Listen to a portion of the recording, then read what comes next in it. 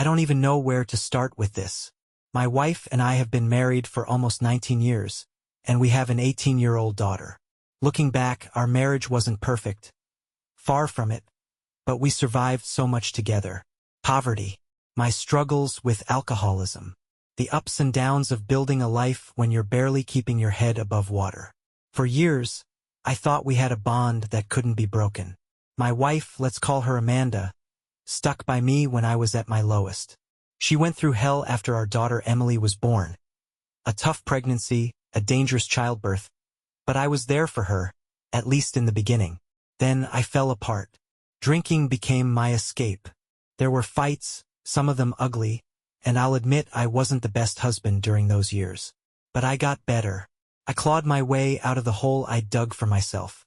I stopped drinking, found a decent job, and eventually started working abroad to save money. I managed to build us a house, nothing fancy but ours. I was proud of that house, proud of the life I thought we'd rebuilt. But Amanda, something changed in her after Emily was born. She became bitter, sharp-tongued, and impossible to please. I chalked it up to stress or postpartum depression at first. 18 years later, nothing had improved. She yelled constantly, refused to lift a finger around the house, and left most of the responsibilities to Emily and me. Still, I stayed. Partly out of guilt for the things she'd endured, partly because I loved her, or at least the idea of her. And then she got a job.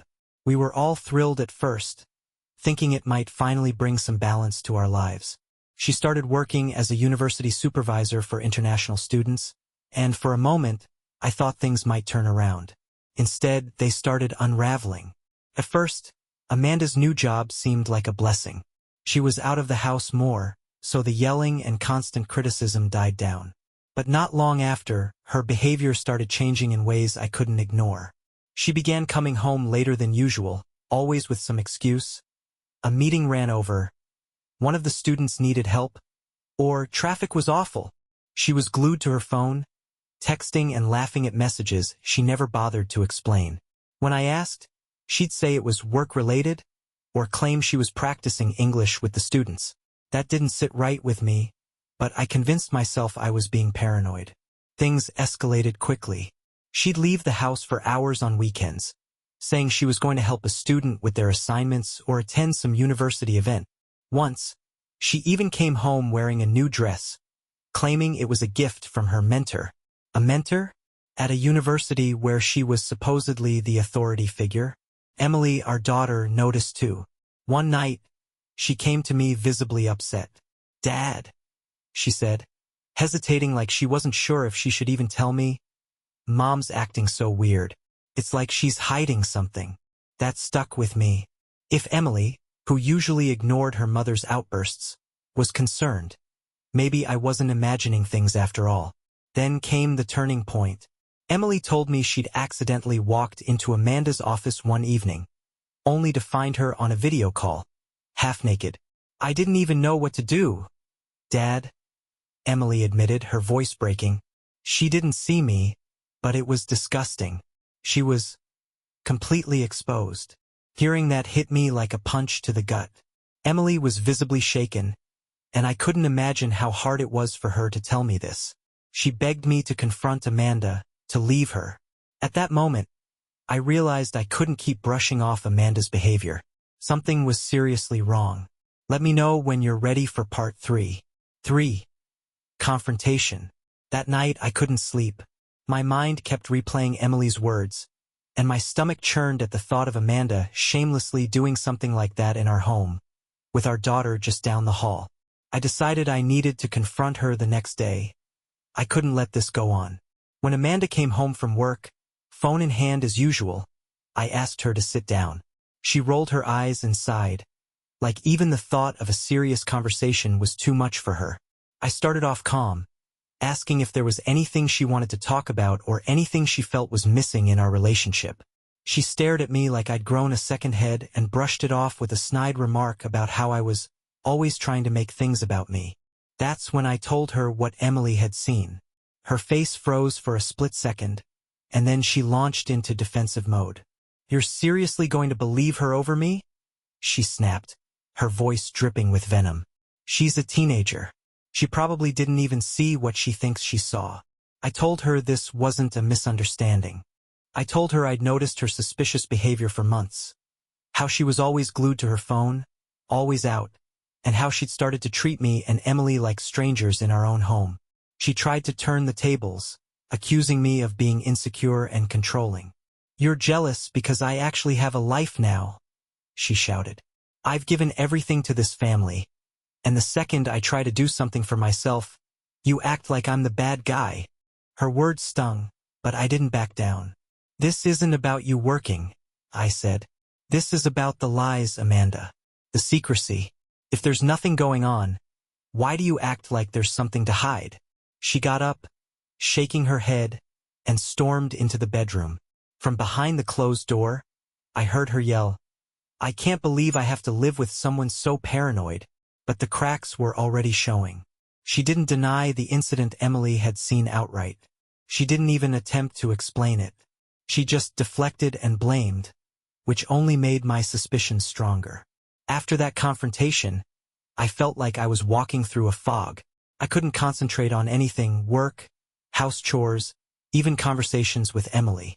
Every quiet moment was filled with questions I couldn't shake. Who was she talking to? How long had this been going on? What kind of person was she turning into? Worst of all, I couldn't help but blame myself. Maybe if I'd been stronger when I was younger, if I hadn't spent years battling my own demons, Amanda wouldn't have felt the need to look elsewhere. The guilt gnawed at me, even though deep down I knew her behavior wasn't justified by my past mistakes. Emily tried to comfort me in her own way, but I could see she was struggling too. She avoided Amanda as much as possible, staying in her room or helping me with chores to keep busy. One night, as we were washing dishes together, she asked, "Dad, why don't you just leave her? She doesn't even act like she cares about us anymore." Her words stung because she was right. Amanda had been a constant source of stress and bitterness for years, but I'd always clung to the idea that we were still a family, still tied together by everything we'd been through. Now I wasn't so sure. Couldn't sleep. I'd lie awake at night, staring at the ceiling, while Amanda scrolled through her phone next to me, laughing quietly at messages I wasn't privy to. I started noticing little things. She'd take her phone to the bathroom with her, always face down, always with the notifications muted. It was like the life I'd worked so hard to rebuild was crumbling before my eyes, and there was nothing I could do to stop it. Things came to a head about 2 weeks after that first confrontation. By then, Amanda's behavior had become even more brazen. She was barely home, and when she was, it was like she couldn't wait to get away again. Emily had grown colder toward her, refusing to engage in even the smallest conversations. One evening, I came home from running errands and noticed the bathroom door slightly ajar. Steam rolled out into the hallway, and I could hear Amanda laughing. It wasn't her usual laugh, though. It was soft, intimate, the kind of laugh you give when you're talking to someone you really like. Curiosity got the better of me. I pushed the door open a crack, and there she was, lying naked in the bathtub, her phone propped up on the edge, clearly on a video call. My stomach dropped. I couldn't hear the other person's voice, but Amanda's body language said it all. She was giggling, twirling her hair, and posing in a way that made my blood boil. I didn't even think before stepping fully into the room. "What the hell is this?" I barked, startling her. She scrambled to grab her phone, the screen slipping into the water in her haste. "What are you doing?" she shrieked, pulling a towel over herself. "What am I doing?" I shot back, my voice trembling with rage. "What the hell are you doing, Amanda? Who the hell were you talking to?" Her face turned red, but not from shame, from anger. "It's none of your business," she yelled, clutching the towel tighter around her. "None of my business?" I repeated, laughing bitterly. "You're my wife, Amanda. I think this is very much my business." She stood up, water sloshing over the edge of the tub, and jabbed a finger at me. "You don't get to spy on me like some jealous creep," she spat. "You're the one naked in the bathtub having God knows what kind of conversation," I countered, my voice breaking under the weight of my anger. "You've been lying to me, to Emily, for months. And now this? You think I'm just going to stand here and take it? That's when she crossed a line I'll never forget. She raised her hand to slap me. Instinctively, I caught her wrist and pushed it away, careful not to hurt her but firm enough to make my point. She gasped, tears springing to her eyes, not out of regret, but out of sheer indignation. "A woman has the right to hit a man," she shouted. "But a man can't touch a woman. You need to apologize right now." The absurdity of her words left me speechless. I just stared at her, feeling the last threads of my patience snap. After that explosive argument in the bathroom, Amanda stormed out, still clutching her towel, and locked herself in the bedroom. I stayed in the hallway, pacing back and forth, trying to make sense of what had just happened. My head was spinning. I was furious, humiliated, and, honestly, a little stunned by her audacity. An hour later, she emerged, fully dressed and eerily composed, as though the entire confrontation hadn't happened. She looked me dead in the eye and said, "If you ever want me to forgive you, you're going to have to make it up to me." I blinkte her, confused. "Forgive me? For what? For embarrassing me like that?" she snapped, crossing her arms. "For invading my privacy, for grabbing me, for everything." I couldn't believe what I was hearing. "Amanda, are you seriously trying to turn this around on me?" She didn't miss a beat. "Yes, because you're the one who's ruining this marriage. And if you're sorry, if you really want to make it right, you'll take me on a vacation. Somewhere nice. I've been thinking about Jordan." I just stared at her, slack-jawed. She was completely serious. "You think I'm going to reward you for whatever this is?" I gestured toward the bathroom, where her phone still sat on the wet floor. She rolled her eyes. "You're overreacting, as usual. If you want us to move past this, then yes, I deserve a trip. I need a break. A woman needs to feel appreciated." At that moment, I wasn't sure whether to laugh, cry, or just walk out the door. But Amanda kept pushing, insisting that a vacation was the only way to heal our relationship. Eventually, I caved. Not because I thought she was right, God, no, but because I wanted her out of the house. "Fine," I said through gritted teeth. "You want to go to Jordan? Take Emily with you." Amanda hesitated, clearly annoyed at the suggestion, but agreed. "Whatever, just book the tickets." So I did. I drained part of my savings, bought her a ticket, and handed her the itinerary. But when I told Emily about the trip, she flat out refused.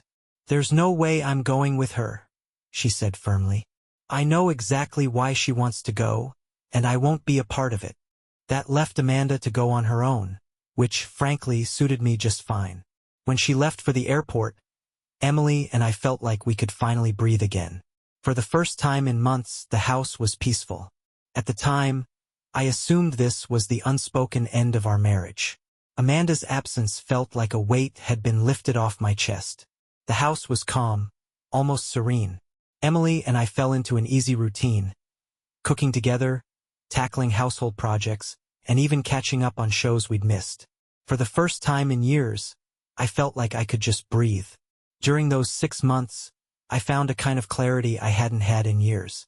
Without Amanda's constant criticism and chaos, I started to realize how much of myself I'd lost trying to keep our marriage afloat. The quiet gave me time to think, not just about the betrayal but about everything. The yelling, the manipulation, the way she treated Emily and me like we were beneath her. It was during this time that I met someone else. Her name was Rachel, a friend of a coworker. She was kind, funny, and straightforward in a way I hadn't experienced in years. At first, I hesitated. I was still technically married, and the idea of moving on felt wrong somehow. But Rachel never pushed. She just listened. Over time, what started as casual conversations over coffee grew into something more. For the first time in what felt like forever, I felt normal. Rachel didn't see me as some washed-up alcoholic or a man burdened by his past mistakes. She saw me. Meanwhile, Amanda's sporadic texts and calls from Jordan painted a picture of someone living her best life. She sent photos of herself posing by ancient ruins, captions filled with dramatic declarations about rediscovering herself. I ignored most of them, focusing on rebuilding my life and my relationship with Emily. But then the calls stopped altogether. I figured she'd finally settled into her new life, probably with the Indian-Jordanian man she'd been seeing. Good for her, I thought. Maybe this was the clean break we all needed. It wasn't until the 6-month mark that I realized how wrong I'd been. One evening, as Emily and I were sitting down to dinner, the doorbell rang. I wasn't expecting anyone, so I hesitated before answering. When I opened the door, there she was, Amanda. She looked nothing like the confident, defiant woman who had left 6 months earlier. Her hair was unkempt, her clothes wrinkled and worn, and her face was streaked with tears. She stood there with her suitcase, trembling. "Can I come in?" she asked, her voice barely above a whisper. I froze. For a moment, I didn't know what to say. Emily appeared behind me, her eyes widening when she saw her mother. "Mom," she said softly, not with anger, but confusion and concern. Amanda stepped inside, her suitcase dragging behind her. She turned to Emily and hesitated before saying, "I know I don't deserve this, but I need to talk to you both. Please." Emily glanced at me uncertainly, and I nodded, gesturing for Amanda to sit. Amanda dropped onto the couch and began sobbing, her words tumbling out in a disjointed confession. At first, everything had gone as she'd hoped. She had met Arjun, the Indian-Jordanian man she'd been talking to, a wealthy, confident charmer who promised her a life of luxury and freedom.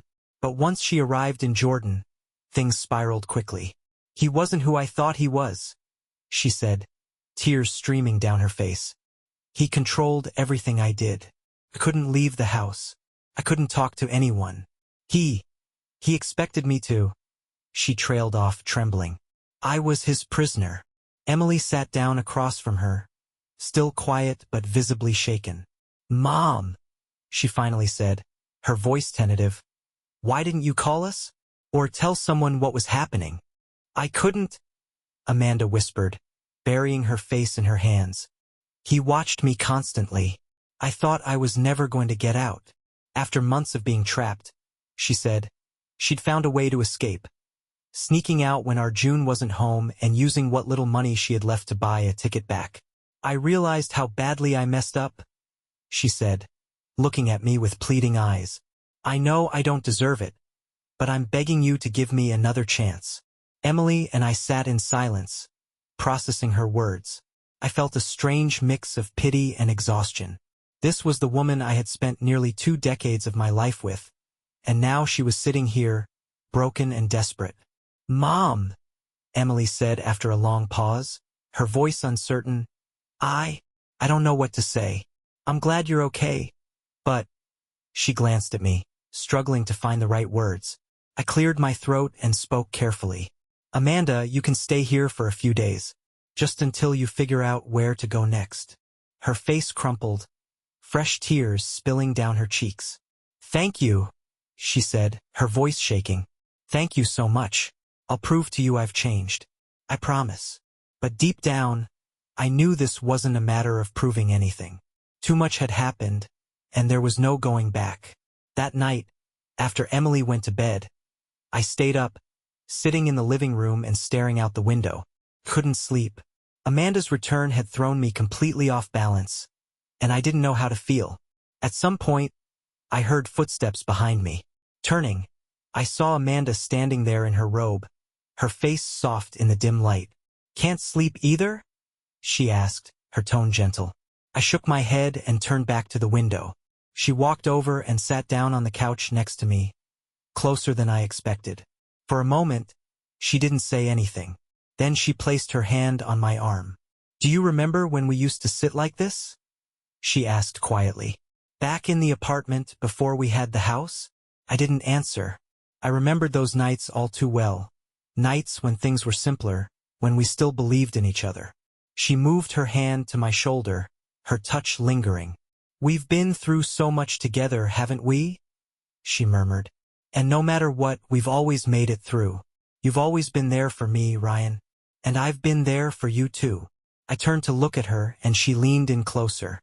Her eyes shimmered with unshed tears, but there was something else in them, a kind of desperation. "I can change," she said, her voice almost a whisper. I will change. I just need another chance. We can go back to how things were. I know we can. She moved her hand to my chest, her touch deliberate. I still love you, Ryan, she said softly. And I know deep down you still love me too. I pulled back, gently but firmly, and stood up. Amanda, stop, I said, trying to keep my voice calm. This isn't going to work. Her face fell, and for a moment, I thought she might break down again. But instead, she just nodded, tears slipping silently down her cheeks. I understand, she whispered, her voice hollow. I'll go to bed. She stood and walked back to the guest room, her steps heavy.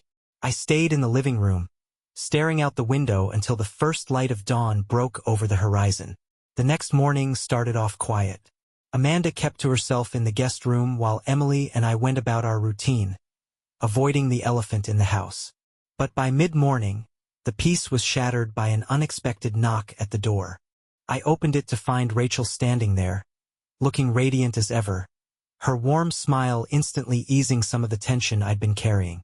Hey, she said, holding a small box. I brought those muffins you like. Thought I'd surprise you. My stomach dropped. Rachel didn't know Amanda was back, and I hadn't had the chance, or the courage, to tell her. Before I could say anything, Amanda's voice cut through the air. Who's at the door? She called, stepping into the hallway. Her eyes widened as she took in the sight of Rachel standing there, muffins in hand, looking just as confused as she was. Ryan, Rachel said slowly, her eyes flicking between Amanda and me. What's going on here? I felt like the ground was about to swallow me whole. Rachel, this is Amanda, I said, my voice faltering. She came back last night. Amanda folded her arms, her expression hardening.